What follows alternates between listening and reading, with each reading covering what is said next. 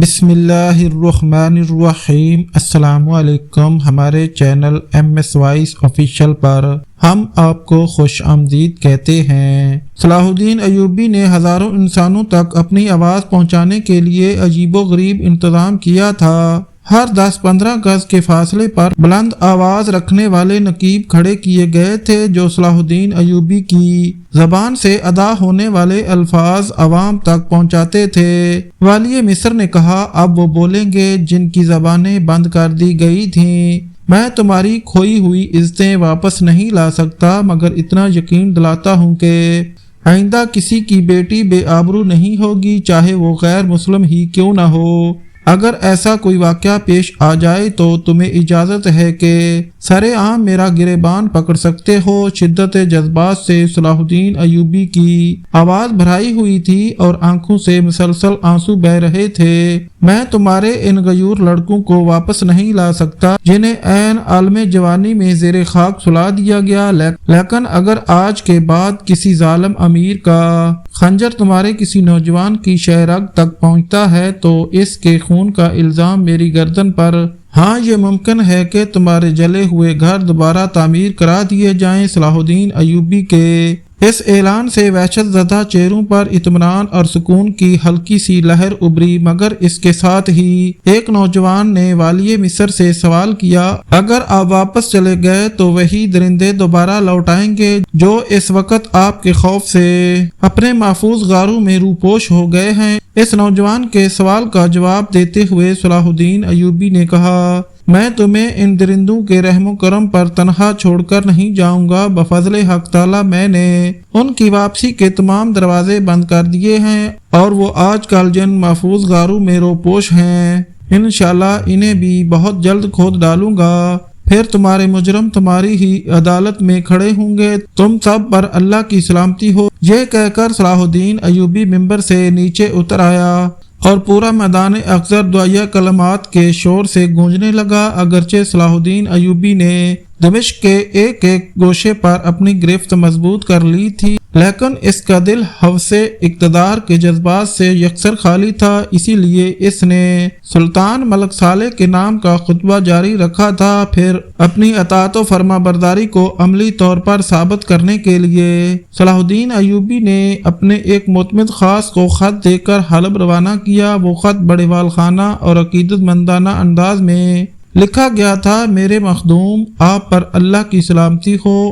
ہم لوگ جس زمانے سے گزر رہے ہیں وہ سخت بددیانتی اور عہد شکنی کا زمانہ ہے۔ کوئی کسی پر یقین نہیں کرتا، مگر میں آپ کا حرف اعتبار ہوں۔ میری درخواست ہے کہ صرف چند دنوں کے لیے دمشق تشریف لے آئیں۔ میں کسی بدنیتی سے یہاں نہیں آیا ہوں۔ مجھے اہل دمشق نے دعوت دی تھی کہ میں ان کی فریاد کو پہنچوں اور انہیں صفاق و بدکار عمرہ کے ظلم و ستم سے نجات دلاؤں۔ مجھے افسوس ہے کہ ان نمک حرام عمرہ نے جن کی گردنوں میں سلطان عادل کا طوق غلامی ہے آپ کو رعایا سے دور رکھا۔ میری خواہش ہے کہ ایک بار میرے ہمراہ دمشق کے گلی کوچوں میں پھر کر ان ستم رسیدہ انسانوں کی تالیفیں قلب کر دیجئے جنہیں بہت ستایا گیا ہے۔ اس کے ساتھ ہی وہ منظر اپنی آنکھوں سے دیکھ لیجئے کہ آج بھی تمام مساجد میں آپ ہی کے خطبات کی گونج سنائی دیتی ہے۔ خاندان زنگی کا ادنا خادم صلاح الدین ایوبی۔ جب والی مصر کا یہ محبت نامہ حلب کے دربار میں پڑھا گیا تو مشتاقین اور دوسرے غدار عمرہ کے ہوش و حواس اڑ گئے۔ ان لوگوں نے فوری طور پر صلاح الدین ایوبی کے قاصد سے کہہ دیا کہ چند روز میں اس کے خط کا جواب مصر پہنچ جائے گا۔ پھر قاصد کے جاتے ہی دربار برخاست کر دیا گیا اور گمشتگین کے کہنے پر حلب کے تمام عمرہ ایک کمرے میں جمع ہوئے۔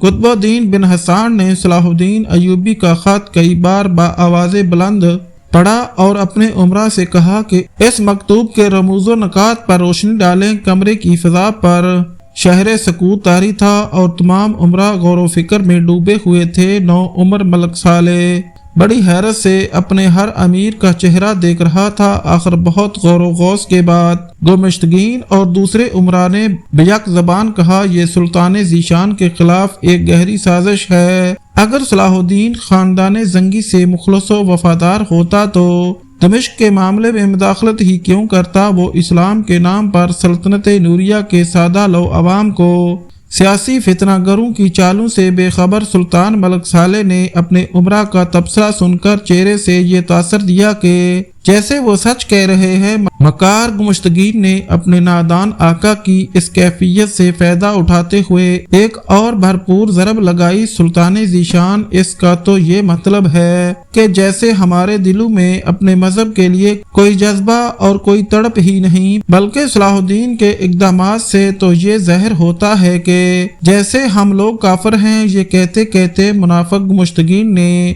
اپنے چہرے پر مصنوعی رنج و غم طاری کر لیا تھا۔ سلطان ملک صالح گمشتگین کی فریب کاری سے بہت زیادہ متاثر ہوا تھا۔ یقیناً آپ لوگ میرے ہمدرد اور والد محترم کے وفادار ہیں۔ اس نازک صورتحال میں آپ لوگ جو فیصلہ کریں گے وہ میرے لیے قابل قبول ہوگا۔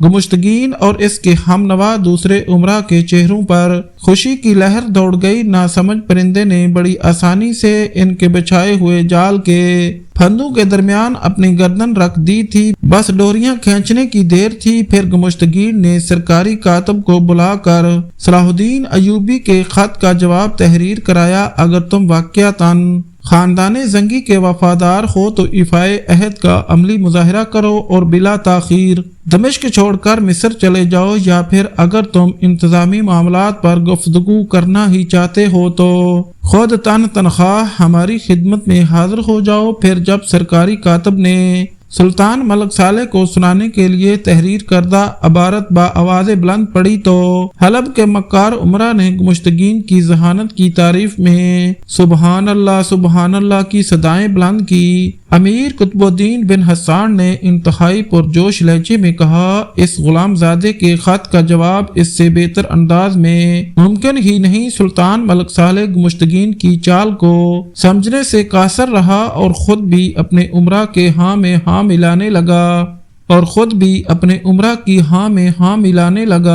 پھر جب سلطان ملک صالح کا قاصد دمشق کے دربار میں پہنچا تو صلاح الدین ایوبی تخت سے کھڑا ہو گیا۔ تمام حاضرین دربار اور صلاح الدین ایوبی کے جانسار سپاہیوں نے اپنے سربراہ کے اس عمل کو بڑی حیرت سے دیکھا۔ صلاح الدین ایوبی پیدائشی طور پر ایک انتہائی حساس انسان تھا۔ اس نے حاضرین کی اس کیفیت کو ان کے چہروں سے چند لمحوں میں پڑھ لیا، پھر بآواز بلند سلطان ملک صالح کے قاصد کو مخاطب کرتے ہوئے کہا، تم جب واپس حلب جاؤ تو یہ واقعہ سلطان معظم کے گوش گزار کر دینا کہ میں تمہارے احترام میں اس لیے کھڑا ہوا ہوں کہ تمہیں میرے آقا زادے سے ایک نسبت خاص ہے، ورنہ بااختیار سربراہ کسی قاصد کے احترام میں کھڑے نہیں ہوتے۔ یہ کہہ کر صلاح الدین ایوبی دوبارہ تخت پر بیٹھ گیا۔ پھر اس نے بڑی عقیدت کے ساتھ سلطان ملک صالح کے خط کو بوسہ دیا اور پھر اسے کھول کر پڑھنے لگا۔ خط کی ابتدائی سطر میں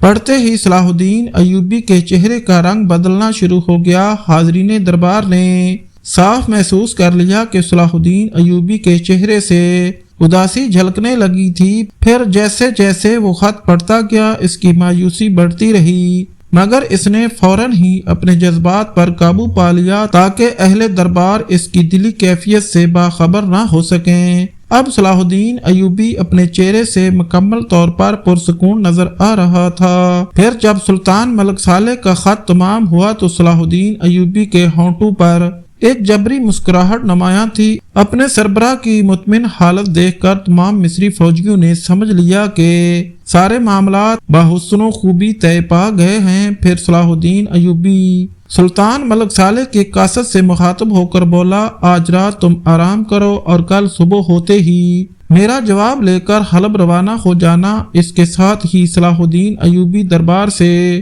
اٹھ کر چلا گیا۔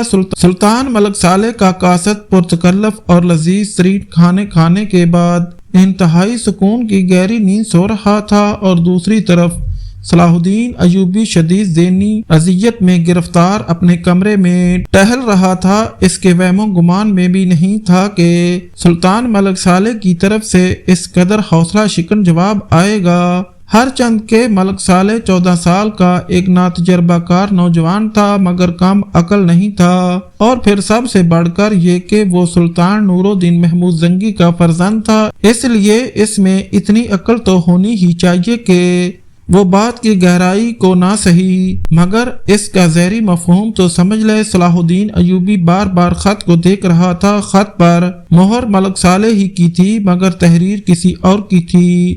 صلاح الدین اس شخص کو بھی جانتا تھا جو اس ظالمانہ عبارت کا حالق تھا۔ یہ خط اس قدر شاطرانہ اور عیارانہ انداز میں لکھا گیا تھا کہ سلطان ملک صالح اور صلاح الدین ایوبی کی ملاقات ممکن نہیں رہی تھی۔ صلاح الدین ایوبی یہی چاہتا تھا کہ کسی طرح تنہائی میں اس کی ملاقات سلطان صالح سے ہو جائے تاکہ وہ نو عمر حکمران کو سیاست کے نشیب و فراز سمجھا سکے اور ان عمرہ سے دور رہنے کی تلقین کر سکے جو وفاداری کی قبا پہن کر بدترین جفاکاری کا مظاہرہ کر رہے تھے۔ صلاح الدین ایوبی کی سمجھ میں کچھ نہیں آ رہا تھا کہ وہ اس خط کا کیا جواب دے۔ صلاح الدین ایوبی یہ بھی نہیں چاہتا تھا کہ دوسرے عمرہ کو اس اختلافات کا پتہ چلے اور پھر کسی کی زبان لڑکھڑا جائے تو بات فرنگیوں تک پہنچ جائے۔ آخر جب صلاح الدین کسی نتیجے پر نہ پہنچ سکا تو مشورے کے لیے اپنے سالار امیر عز الدین اور چھوٹے بھائی ملک عادل کو اپنے کمرے میں طلب کر لیا۔ باری باری دونوں امیروں نے سلطان ملک صالح کا خط پڑھا اور ایک ہی رائے دی۔ سلطان کے اس خط سے ظاہر ہوتا ہے کہ گفت و شنید کے تمام دروازے بند ہو چکے ہیں یا پھر کسی سیاست کے تحت بند کر دیے گئے ہیں۔ آپ کو تنخواہ حلف بلانا ایک سیاسی چال ہے جس کے مضرات انتہائی خطرناک ہو سکتے ہیں۔ واقعی یہ گمشتگین کے شیطانی دماغ کی خوفناک اور دوہری چال تھی۔ اگر صلاح الدین ایوبی اکیلا حلب میں داخل ہوتا ہے تو اسے گرفتار کر لیا جائے گا، پھر اس سے ایک ایسی دستاویز تحریر کرائی جائے گی جس کے تحت وہ مملکت مصر کی سربراہی سے دستبردار ہونے کا اعلان کرے گا اور اس کے تمام علاقوں پر سلطان ملک صالح کا قبضہ ہو جائے گا۔ بعد میں صلاح الدین کو قید میں رکھا جائے گا یا پھر صورتحال کا جائزہ لے کر اسے قتل کر دیا جائے گا۔ گمشتگین کی اس چال کا دوسرا پہلو نسبتاً کم خطرناک تھا مگر اس کے سوچے ہوئے سیاسی منصوبے کو تکمیل تک پہنچانے کے لیے کافی تھا۔ گمشتگین کے خیال میں اگر صلاح الدین ایوبی تنہا ملک صالح سے ملنے حلب نہیں آتا تو پھر سلطان ملک صالح پر بڑی آسانی سے یہ بات ثابت کی جا سکتی ہے کہ وہ سلطنت نوریہ کا غدار ہے اور سلطان عادل کی حکومت پر قبضہ کرنے کا خواب دیکھ رہا ہے۔ دونوں صورتوں میں گمشتگین کی کامیابی تھی اور وہ آئندہ پیش آنے والے واقعات سے ایک خاص لذت محسوس کر رہا تھا۔ آخر طویل بحث و مباحثے کے بعد صلاح الدین ایوبی نے امیر عز الدین اور ملک عادل کے مشورے سے سلطان ملک صالح کے خط کا جواب اپنے قلم سے تحریر کیا۔ مجھے نہایت افسوس ہے کہ سلطان معظم نے میری وفاداری اور عقیدت پر بدترین شک کیا بلکہ میرے جذبات کا خون ہی کر ڈالا۔ شاید آپ کو معلوم نہیں کہ میرے اور سلطان عادل کے درمیان ایک معاہدہ تھا کہ میں اپنی جان دے کر بھی اس کے ورثے کی حفاظت کروں گا۔ اس وراثت میں آپ کا بھی ایک مناسب حصہ ہے مگر زیادہ حصہ اہل ایمان کا ہے جو نہایت کمزور اور مفلوق الحال ہیں۔ آپ جب بھی دمشق تشریف لائیں گے میری آنکھوں کو فرش راہ پائیں گے۔ خادم کی طرف سے معذرت قبول فرمائیے اور نہ سلطان معظم کی نہ تو میں دمشق چھوڑ کر آپ کی خدمت میں حاضر ہو سکتا ہوں۔ دوسرے دن صبح ہوتے ہی سلطان ملک صالح کا قاصد حلب کی طرف روانہ ہوا اور صلاح الدین ایوبی نے اپنے ایک نائب سالار کو حکم دیا کہ وہ برق رفتاری کے ساتھ مصر پہنچے اور اپنے ساتھ 10,000 منتخب سوار لے کر شام کے مسافاتی علاقے میں دوبارہ اس سے آ ملے۔ امیر عز الدین اور ملک عادل نے صلاح الدین ایوبی کے اس حکم کو بڑی حیرت سے سنا مگر اپنے امیر کے ارادوں کو سمجھنے سے قاصر رہے۔ پھر جب صلاح الدین ایوبی کا جواب حلب پہنچا تو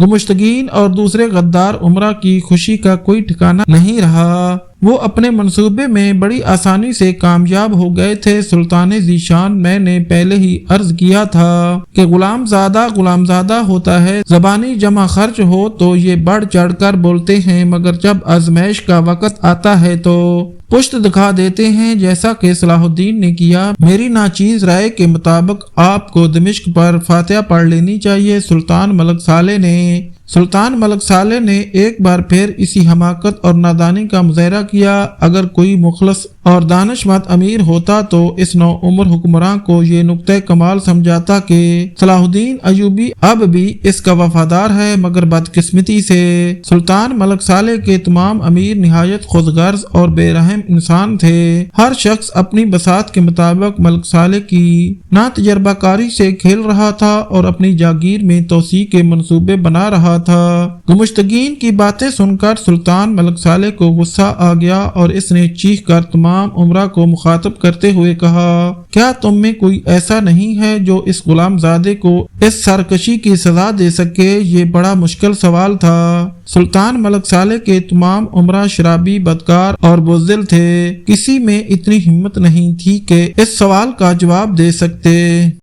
नाजरीन, आज की वीडियो यहाँ ख़त्म की जाती है। इंशाअल्लाह जल्द ही अगली किस्त पेश की जाएगी। वीडियो अच्छी लगे तो हमारे चैनल को सब्सक्राइब और लाइक लाजमी करें और हमारी हौसला अफजाई के लिए कमेंट ज़रूर किया करें। शुक्रिया।